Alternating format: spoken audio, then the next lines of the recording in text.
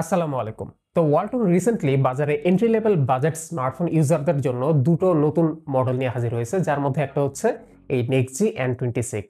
তো চলুন আনবক্সিং করে দেখি বক্সের ভিতর কি আছে।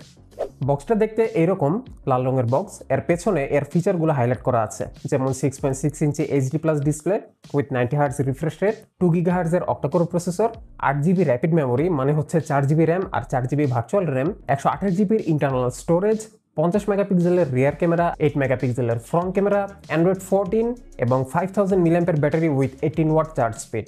বক্সের ভেতরে আমরা প্রথমে পেয়েছি SIM ejector pin, warranty card, glass protector এবং এই ফোনের একটা ব্যাক কভার।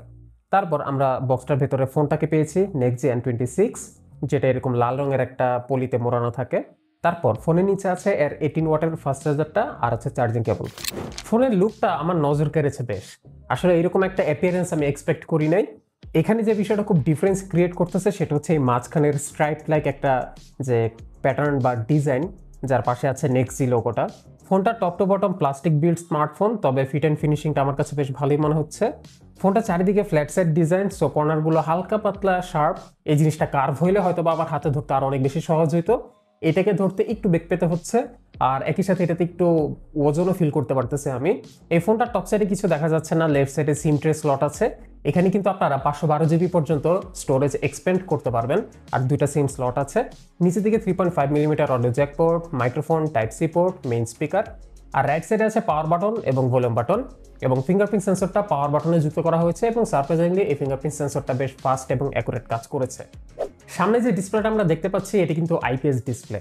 তো 6.6 ইঞ্চ সাইজের যে আইপিএস ডিসপ্লেটা, এটা রেজলিউশন হচ্ছে এইচডি প্লাস, যার ফলে আসলে শার্পনেসের কিছুটা ঘাটতি অবভিয়াসলি মানে সাইজ হিসেবে রেজলিউশন কম হতে একটু ফিল করবেন। তাছাড়া এমনিতে ডিসপ্লেটির কালারটা আমার কাছে মোটামুটি বেশ স্যাচুরেটেড মনে হচ্ছে।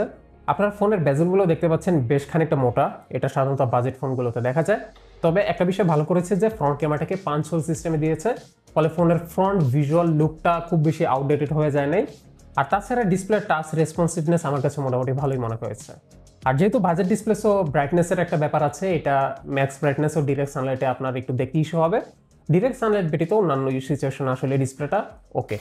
এরপর আমরা যদি ফোনের হার্ডওয়্যার সেগমেন্টে আসি, দেখতে পাচ্ছি এখানে যে 2 গিগাহার্টজ অক্টাকোর প্রসেসরটি ইউজ করা হয়েছে, এটা হচ্ছে ইউনিসকের টাইগার T616। এটা একটা 12 ন্যানোমিটার অক্টাকোর প্রসেসর এবং এটার ভিতরে জিপি হচ্ছে মালি G57। ফোনটা গিগবেঞ্চে স্কোর করেছে সিঙ্গেল করে 468, মাল্টি করে 1582, যা আসলে মোটামুটি চলনসই একটা পারফরমেন্স।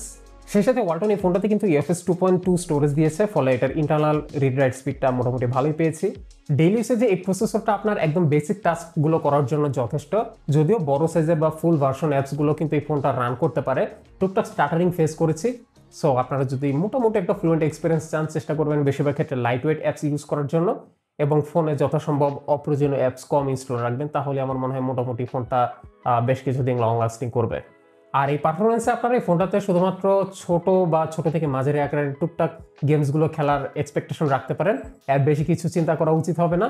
সো এটাতে যেমন ধরুন যে সাবওয়ে সার্ফার টাইপের যে গেমসগুলো, এগুলো আবার মোটামুটি ভালোই খেলা যায়। আর যে ইউআইটা আপনারা এই ফোনটাতে দেখতে পাচ্ছেন, এটা হচ্ছে DDoS। এই ফোনটা অ্যান্ড্রয়েড 14-এ রান করছে, DDoS 15-এ। তো এটা একটা কাস্টম ইউআই, ওয়ালটনের আরও কয়েকটা স্মার্টফোন এটা ব্যবহার হতে দেখছি। তো একেবারে স্টক ইউআই থেকে বেটার। ওভারঅল ইউআইটা মোটামুটি বেশ ক্লিন আছে, আমার কাছে ভালোই লাগছে। এত বড় জায়গা জুড়ে যে ক্যামেরা হাউজিংটা দেখতে পাচ্ছেন, তার মাঝের ক্যামেরাটা দেখে হয়তো আপনার মেইন ক্যামেরা মনে হতে পারে, কিন্তু বাস্তবতা হচ্ছে এই যে পাশের ক্যামেরাটা, এটা হচ্ছে মেইন ক্যামেরা। তো এটা মিডল থাকলে বিষয়টা দেখতে খুব জোস হতো। বাট এনিওয়েজ, ক্যামেরা হাউজিংটা আসলে ফোনের ওভারঅল ডিজাইনের সাথে ভালোই লাগতেছে দেখতে, কিন্তু ক্যামেরাটা ঠিক কতটা ভালো নাকি খারাপ সেটা আপনাদেরকে এখন আমরা কিছু পিকচার স্যাম্পল দেখাবো, সেটা দেখে আপনারা নিজেরাই জাজ করে নিন।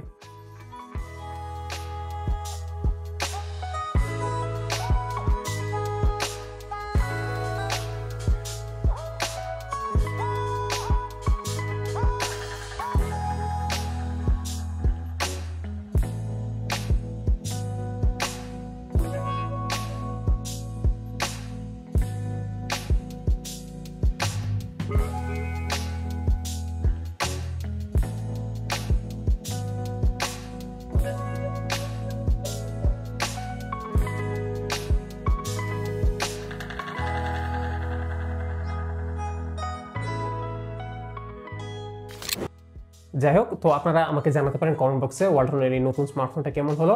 আর নেক্সট কোনো ভিডিওতে আপনার সাথে আবার হাজির হওয়া পর্যন্ত আজকের মতো ভিডিওটা এখানে শেষ করছি। সবাই ভালো থাকবেন। আল্লাহ হাফেজ।